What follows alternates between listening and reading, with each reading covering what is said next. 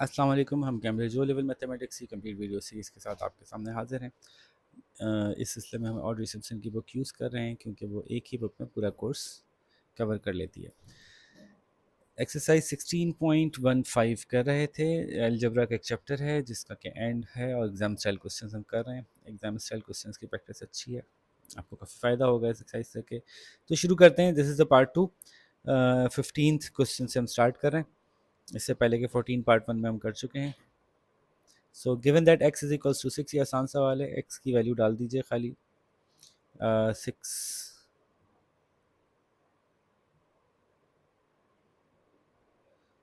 Ji 6³ upon 3 plus k is equals to 0।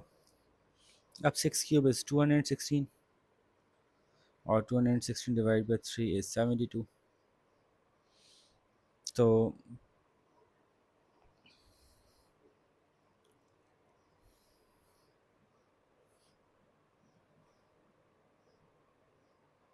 यहाँ से हम निकाल लेते हैं।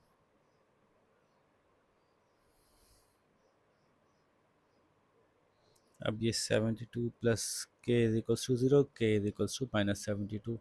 आपकी बुक में आंसर में यहाँ 12 दिया हुआ है। आई बिलीव कि गलती से उनसे 12 हो गया। 12 होने की कोई पॉसिबिलिटी नहीं है। Solve this. This is again a quadratic equation.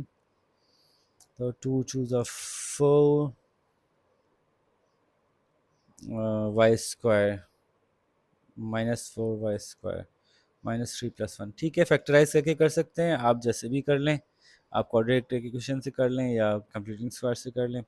इसको आप कर सकते हैं 2y² + 4y y -2 is equals to 0। तो 2y कॉमन निकाला आपने। अच्छा सॉरी, मैंने ये गलती कर दी। -4y + y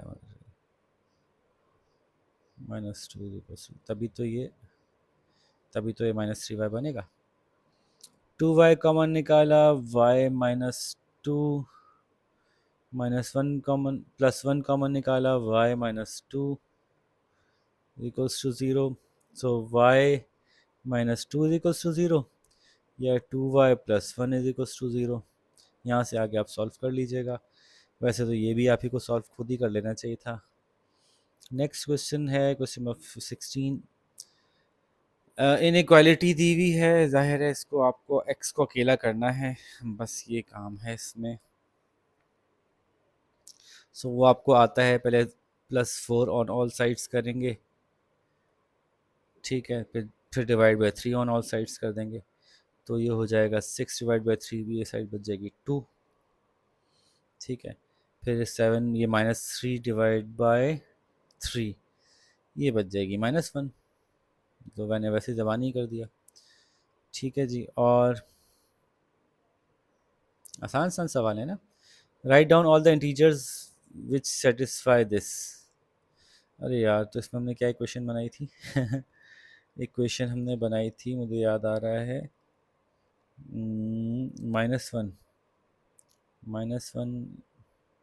x और 2, ठीक है। तो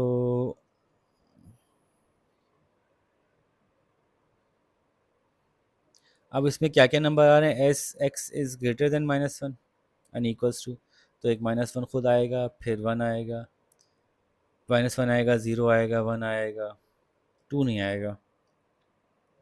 सही है, क्योंकि 2 से छोटा है। 16 का ए भी हो गया। फिर आपका 17 है।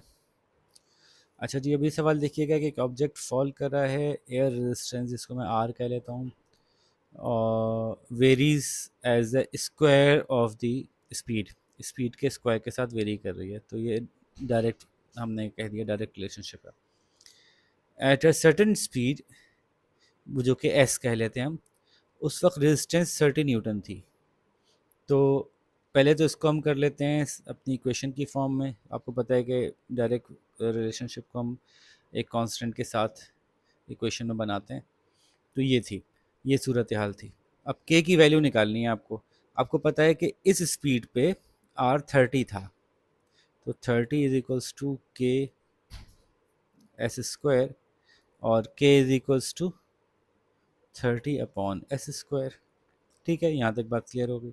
अब कह रहे हैं कि ट्वाइस द स्पीड पे रेजिस्टेंस कितनी की थी। तो ये इक्वेशन हम दोबारा राइट करते हैं कि r इज इक्वल्स टू के 2 × s स्क्वायर, स्पीड ट्वाइस हो गई। k की वैल्यू हमें यहाँ पे पता है, तो वो हम डाल लेते हैं। r is equals to 30 upon S square 2 × s square. तो r is equals to 30 upon S square into 2 to the 4 और एस स्क्वायर, एस स्क्वायर से स्क्वायर कट गया, 4 3 12, तो r इज इक्वल्स टू 120। ठीक है, थोड़ा सा ट्रिकी था लेकिन मुश्किल नहीं था। नेक्स्ट देख लेते हैं, थोड़ी सफाई कर लें जी। पार्ट बी है इसका, y is inversely proportional to x given that y is equals to 6, x is equals to 4, find the value of y when x equals to 3। तो अब ये तो वैसे ही आसान सवाल है, तो इसमें तो आप वैसे खुद ही निकाल लेंगे कि y is equals to y is inversely proportional to x, y is equals to k upon x। अब y की वैल्यू पता है, x की वैल्यू पता है, तो वो पुट करके k की वैल्यू निकालें, फिर दोबारा से इक्वेशन लिखें k की वैल्यू के साथ, और x की वैल्यू डाल के y की निकाल लें, तो आसान है। इक्वेशन सॉल्व करें, ये पहले पूरा इधर चले जाएगा, तो 24 is equals to X minus 4, क्योंकि ये 1 से मल्टीप्लाई होगा तो वही रहेगा, और फिर ये वापस आ जाएगा जब, तो ये 28 हो जाएगा। और इस इक्वेशन में क्या है, ये भी बहुत आसान है। 12 minus 2 5 10, minus plus minus plus minus minus plus 2y is equals to 5y। तो यार ये तो बच्चों वाली है, ये 2 is equals to 3y, y is equals to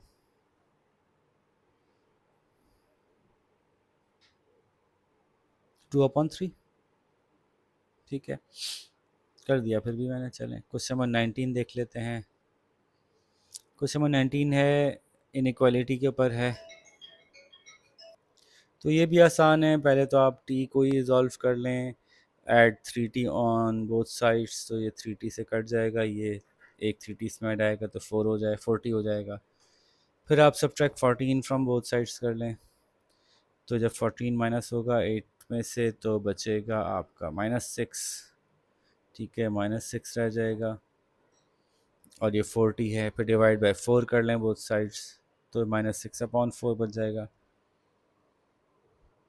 ठीक है, तो अब -6/4 रहने दें, या -6/4 को डेसिमल में कर लीजिए, तो आपका आंसर जो है वो सही आ जाएगा। ठीक है, 1.5 आई बिलीव। अच्छा, ये भी आसान था। Evaluate when x equals to 2 and y equals to 3। तो इसमें क्या करना है, ऐसा क्या मुश्किल है, ये तो बिल्कुल ही बच्चों वाला सवाल है। मतलब ये ज़बानी वाला सवाल है कि 2 to the 4 है, ये -3 है, तो ये -3 to the 6, 6 से 36, -36, और माइनस तो +36 हो जाएगा। ये 3 9 है, माइनस है लेकिन स्क्वायर से प्लस हो जाएगा, तो 9 2 18 हो जाएगा। इसको प्लस कर लें, कितना बना। फिर nth term of the sequence बता दिए इन्होंने, write down the 23rd term in this sequence. तो n की जगह अगर मैं 23 लिखता हूँ, तो 23 इंटू 2 इज़ 46, और -7 करते हैं तो -39 बनती है। The first term of another sequence are 4 7 10। देखें कितने कितने गैप है, 3 3 3 और 3 का गैप है। ठीक है, तो मल्टीप्लिकेटिव है।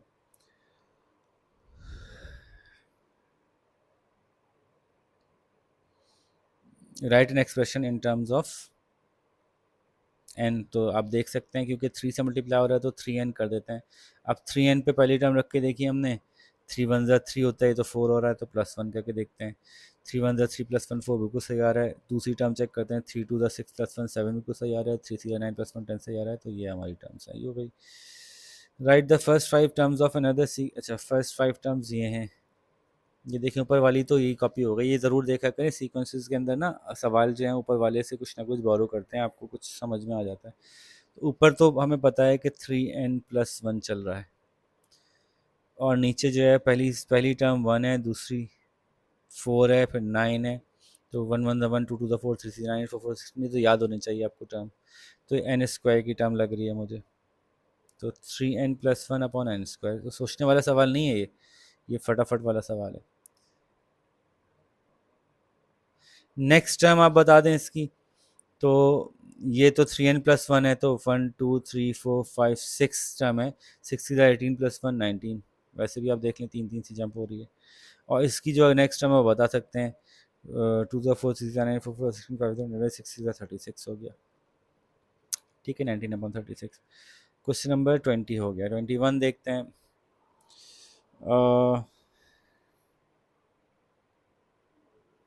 It is given that y is directly proportional to the square of x.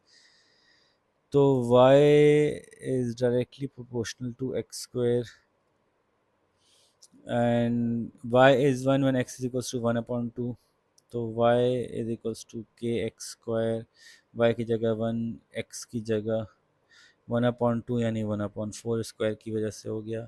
ये 4 उधर चला गया तो 4 1 4 हो गया, तो k is equals to 4 हो गया। Find the formula for y in terms of x. तो y इज इक्वल्स टू के एक्स था, अब k की वैल्यू पुट कर देंगे तो y is equals to 4x। ये निकला है फार्मूला, पहला वाला तो हो गया। The value of x one y is equals to 9, तो अब इसके अंदर जो है वो 9 डाल दें y, तो x निकल आएगा। k की वैल्यू तो पहले डली हुई है, तो ये मुझे करने की ज़रूरत नहीं है। Question number 22, d is inversely proportional to the, मैं कहाँ से चुका था 15 से, okay. t is inversely proportional to the square of l। Okay, थोड़ा सा जगह क्लीन करते हैं, इसको आगे चलाते हैं। T is inversely proportional to L. देखें जी, अभी को वही फार्मूला है, T is inversely proportional to L, ये हो गया। और इन्वर्स प्रोपोर्शनल को हटाने के लिए हमने कांस्टेंट के लगा दिया। ऊपर एग्जैक्टली के सवाल का क्या है, हम टी की वैल्यू डाल दीजिए, एल की वैल्यू डाल दीजिए, के की वैल्यू निकल आएगी 9 2 18 आई बिलीव। और स्क्वायर है शायद ये, तो ये स्क्वायर हो जाएगा। तो 2 4, तो 9 4 36, के की वैल्यू 36 आ जाएगी।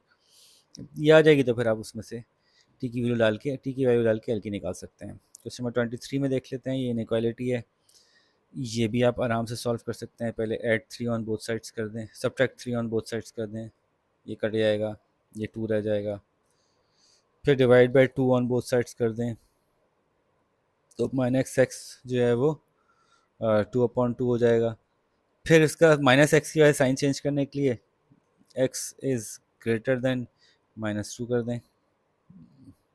अच्छा, 2 से कट रहा है तो ये -1 हो जाएगा, 2/2 1 हो जाएगा। तो ये मैंने सॉल्व भी कर दिया। Solve the equation. इसमें एक ही इक्वेशन है, तो 3y + 2 is equals to 4y - 14 + y। यार ये तो बिल्कुल बच्चों वाली इक्वेशन है, आप सॉल्व कर लीजिए आसानी से। इसको अगर मतलब ज़बानी ही नज़र आ रही है तो सॉल्व होती भी, कि y is equals to 4y 5y 5y में से 3y निकले तो 2y 2y, तो आई बिलीव 10 बन रहा है इसका आंसर। चेक कर लीजिएगा बार। y is directly proportional to the square root of x, वही एक ही सवाल आ जा रहा है। तो y इज इक्वल्स टू के एक्स स्क्वायर, y भी गिवन है, x भी गिवन है, डाल के k की वैल्यू निकालिए, उसके बाद ये कर लीजिए। एक्सप्रेस दोनों ही सब पार्ट इसके आराम से हो सकते हैं। एक्सप्रेस 2m/5 + m/4 है single fraction in its simplest term. कितना आसान सवाल है कि आपको इसको एलसीएम लेना है।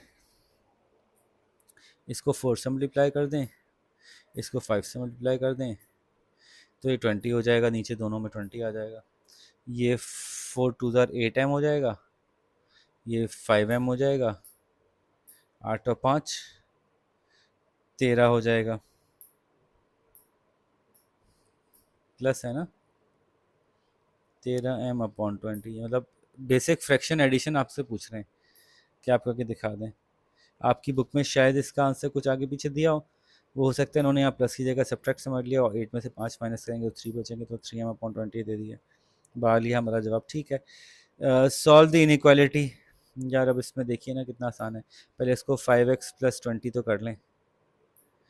अब आप इसमें से subtract 5x from both side कर देंगे तो 2x बच जाएगा, ये ख़त्म हो जाएगा।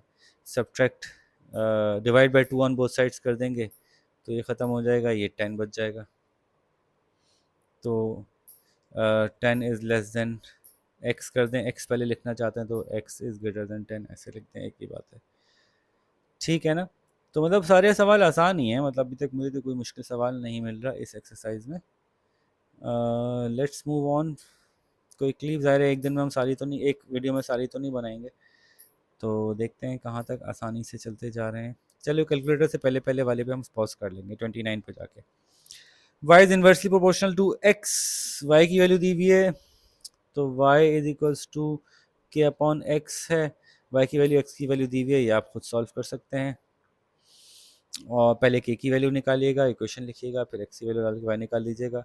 ये आप सॉल्व कर सकते हैं। सब्ट्रैक्ट 9 फ्रॉम बोथ साइड्स, तो ये -9 से 9 कट जाएगा और यहाँ -9 आ जाएगा तो -2 बचेगा। माइनस के इज़ लेस देन -2, तो फिर इसको साइन इन्वर्स करने के लिए multiply by -1 on both sides और इसका वो चेंज हो जाएगी डायरेक्शन, के इज़ ग्रेटर देन 2। ठीक है। और इसका पार्ट 2 क्या है, सॉल्व करना है। यार ये मतलब 2t इधर चला जाएगा, 12 इधर चला जाएगा, 12 5 60 upon 2 is equals to t, तो 30। मतलब ये तो क्लास 5 या 6 7 का क्वेश्चन है। फिर सॉल्व द साइमल्टेनियस इक्वेशन। इन दोनों इक्वेशंस को ऊपर नीचे रखिए, इसको जरा करेक्ट कर लीजिएगा। ये हो जाएगी 4x + 2y is equals to 95। तो इस वाली को 2 से मल्टीप्लाई कर लें और 29 2 ज़ा 40 58। बस अब इसको सब्ट्रैक्ट कर लें आपस में तो ये सॉल्व हो जाएगी। Solve the simultaneous equation once again. ये तो पूरा लिखा हुआ ही ठीक है, सेम है। किसी एक को 2 से मल्टीप्लाई कर लें, इसको 2 से मल्टीप्लाई कर नहीं सॉरी, इसको 2 बनाने के लिए 4 से मल्टीप्लाई करना पड़ेगा, 4 4 4 से मल्टीप्लाई करना पड़ेगा। ये 4 से मल्टीप्लाई होकर 2x हो जाएगा, ये 4 से मल्टीप्लाई होकर 8y हो जाएगा, ये 4 से मल्टीप्लाई होकर 64 हो जाएगा। अब इसमें से इसको सब्ट्रैक्ट कर लें तो सॉल्व हो जाएगी आसानी से। लास्ट क्वेश्चन आज के लिए, question number 29। Find the C when a is equals to 4 and b is equals to 2। यार क्या मतलब है, कितनी बच्चों वाली बात है। b की वैल्यू -2 लिखी है आपने और a की वैल्यू 4 है, -2। बस ये ब्रैकेट से ख्याल लगाना है आपको कि जब भी वेरिएबल्स में वैल्यू इनपुट करते हैं तो ब्रैकेट में करते हैं, खासतौर पर जबकि हमें पता है कि वो माइनस में है। तो इसको सॉल्व कर लें। -2 is +2, -2 minus is equals to +2, तो ये 6 हो गया। 6 - 2 इज़ -12 अपॉन 4, 4 3 12, तो -3 आ रहा है। आई थिंक ये इज इक्वल्स टू, मतलब c is equals to -3, is equals to -3। और उसके बाद rearrange the formula to make a the subject. तो भाई इसको थोड़ा सा खोलना पड़ेगा, बना देते हैं। c को इधर ले आए, a को इधर ले जाएं पहले तो, या इसको अब यहीं रहने दें। AC इज इक्वल्स टू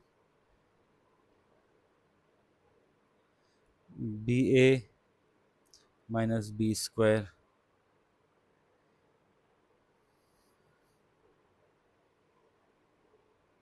ठीक है, तो AC - BA is equals to -B²। A common निकाल लें, C - B is equals to -B²। A is equals to -B² upon C - B। ठीक है, अब ये माइनस को चाहें तो ऐसे ही रहने दें या माइनस को मल्टीप्लाई कर लें इसमें से, यानी रिजॉल्व कर लें, ब्रैकेट खोल लें। तो मेरे ख्याल से ये सही है, काफ़ी है। एक नज़र मैं दोबारा चेक कर लूँ। AC BA प्लस में तो -BA में हो जाएगा।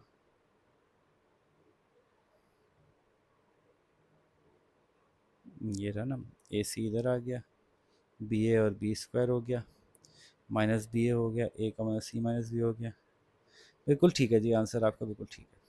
ठीक है, तो यहाँ पे हम इसको पॉज करते हैं, इसको शाबाश फटाफट करें ताकि फिर हम कैलकुलेटर वाली एक्सरसाइज पे आ सकें। अपना ख्याल रखें। अल्लाह हाफ़िज़।